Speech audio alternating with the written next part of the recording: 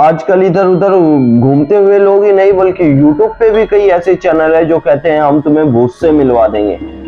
अरे वही वो भूत है, तुम्हारे घर पे आया हुआ कोई तुम्हारा चाचा नहीं है जो अपने यार दोस्तों से मिलवा दोगे उसे। अच्छो अच्छो की ना हाथ में आ जाती है जब वो सामने खड़ा होता है। हाँ, हालांकि रीना ने अपने बच्चे से मुलाकात करी उस दुनिया में जाके जिस दुनिया में इनका वजूद महसूस भी होता है और दिखाई भी देता है। लेकिन तांत्रिक ने इनसे एक बात कही थी कि तुम वहां से किसी को अपने साथ मत लेकर आना, क्योंकि कई बुरी शक्तियां तुम्हारा बच्चे का रूप, तुम्हारे किसी अपने का रूप या फिर तुम्हें परेशान करती हुई तुम्हारे साथ आने की कोशिश करेगी, लेकिन उसे अपने साथ मत लाना। क्या किया रीना ने, चलिए जानते हैं। और हाँ, एक बात सुनिए, भूत से किसी के कहने से कभी कहीं मिलने मत चले जाना, कहीं फिर तुमसे मिलना ही मुश्किल हो जाए।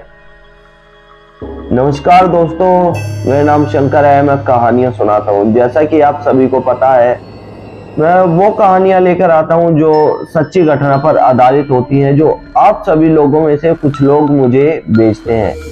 अपनी जिंदगी में घटी हुई, यार दोस्तों के साथ घटी हुई या फिर अपनी किसी रिश्तेदार दोस्त उनसे सुनी हुई वही कहानियां मैं आपको बताता हूँ। इतनी मेहनत करने के बावजूद भी आपने चैनल सब्सक्राइब नहीं किया अभी तक, यार तो किस बात का इंतजार है? पहले चैनल सब्सक्राइब करो, फिर चलो देखो कहानी कैसी लगती है, या फिर देखने के बाद कर देना अच्छी लगे तो।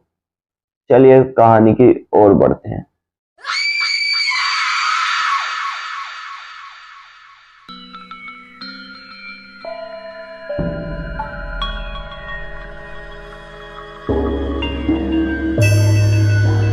रीना, उनके पति मुकेश और उनका एक छोटा सा बच्चा विनय, सब एक खुशहाल फैमिली की तरह रहते थे।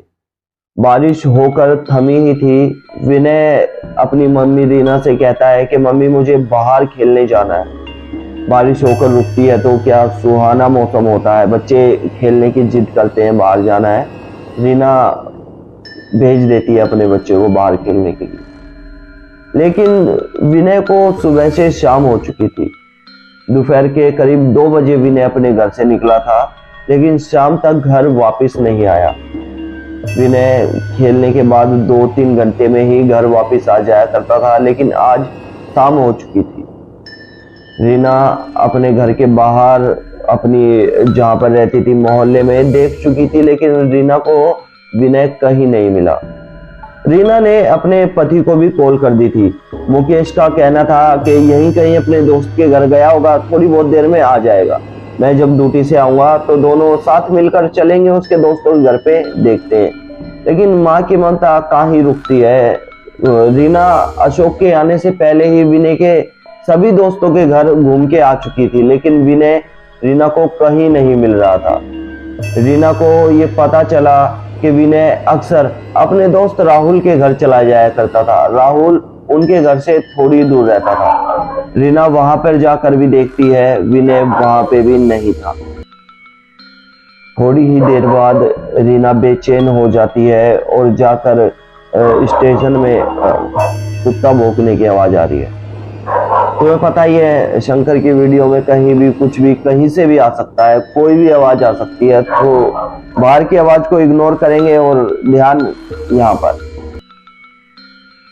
तो रीना अपने पास ही के पुलिस स्टेशन में अपने बच्चे की गुमशुदा होने की रिपोर्ट लिखवाने जाती है।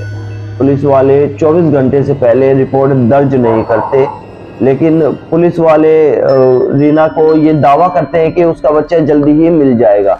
अगर 24 घंटे तक विनय अपने घर वापस नहीं आता है, तुम्हें नहीं मिलता है, तो हम रिपोर्ट लिखने के लिए तैयार हैं। रीना विनय को ढूंढ चुकी थी। मुकेश भी काम से आकर विनय को हर जगह ढूंढ चुका था, लेकिन विनय का कहीं पता नहीं चला। इसी तरह से समय बीतता गया और अब रीना को विश्वास हो चुका था या तो उसका बच्चा इस दुनिया से जा चुका है या फिर उसके बच्चे को किसी ने किडनैप कर लिया है। रीना के कहीं ना कहीं मन में यह था कि विनय उससे एक बार जरूर मिले। वो विनय को जी भर के प्यार करना चाहती थी, जी भर कर लाड करना चाहती थी।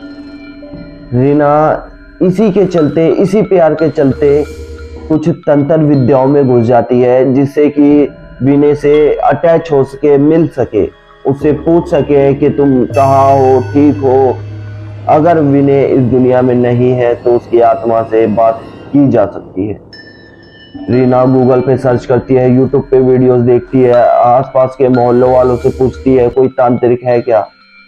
हारने के बाद रीना को करीब 6 महीने बीतने के बाद एक तांत्रिक मिलता है, जो ये दावा करता है कि मैं आपको आत्माओं से मिलवा सकता हूँ, बात करवा सकता हूँ, उनको महसूस करवा सकता हूँ। रीना बिना कोई टाइम गवाए सीधा उस तांत्रिक के पास पहुंचती है और उसे सारी बातें बता देती है।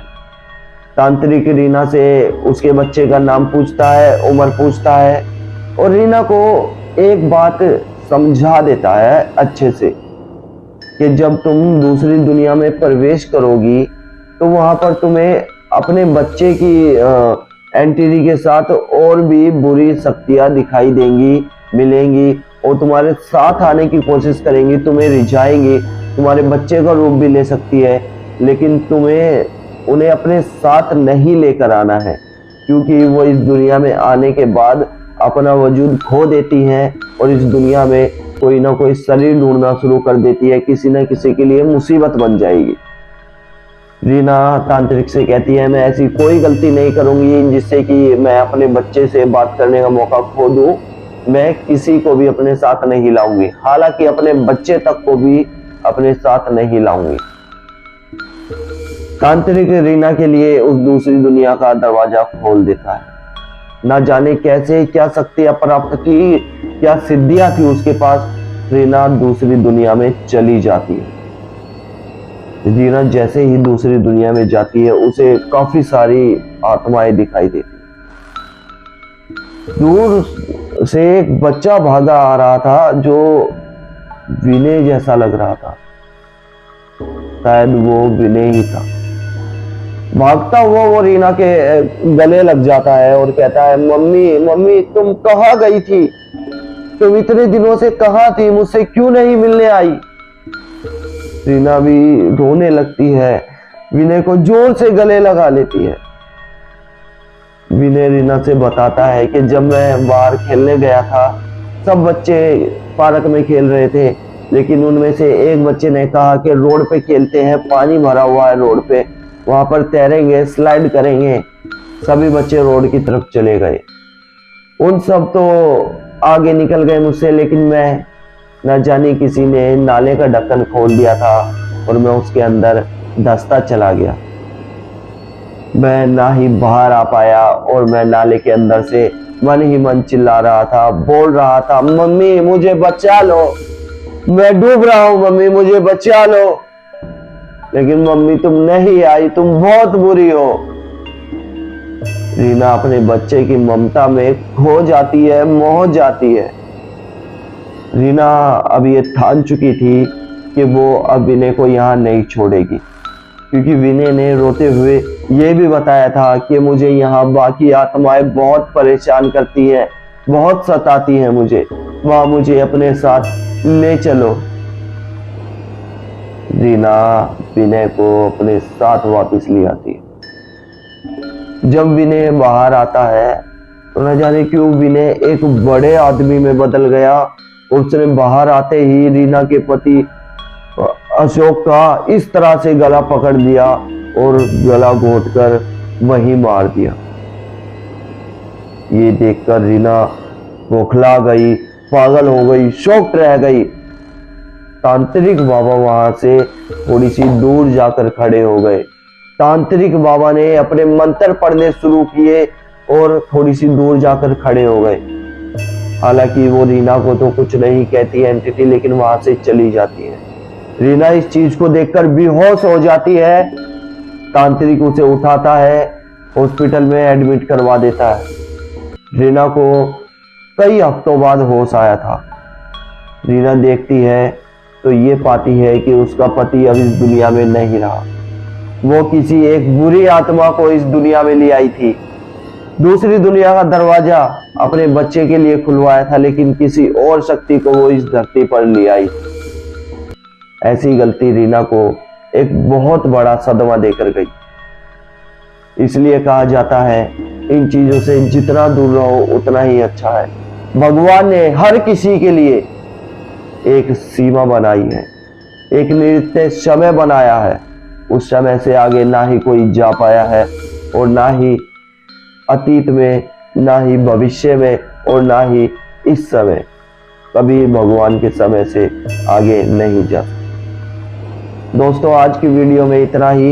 ये वीडियो मैं आपको बता दूं खास तौर पर मुझे किसने भेजी है। ये वीडियो मैंने वीडियो के शुरू में ही जिक्र किया था ना, विनय के दोस्त का, राहुल, उसने मुझे ये वीडियो भेजी है। जब राहुल को ये सारी बातें पता चली तो राहुल ने हमारा चैनल देखा और हमें 3 साल बाद ये वीडियो भेजी है। आज से 3 साल बाद, यानी कि 2020-21 के पास ये हादसा हुआ था। दोस्तों कैसी लगी कहानी? अच्छी लगी हो तो कमेंट सेक्शन में यस लिखकर जरूर बताएं। साथ ही वीडियो को लाइक करे करो। अगर अच्छी नहीं लगती वीडियो तो डिसलाइक भी कर सकते हो। अगर अच्छी लगती है तो लाइक करो। चैनल को सब्सक्राइब जरूर करना यार। धन्यवाद। Thank you so much.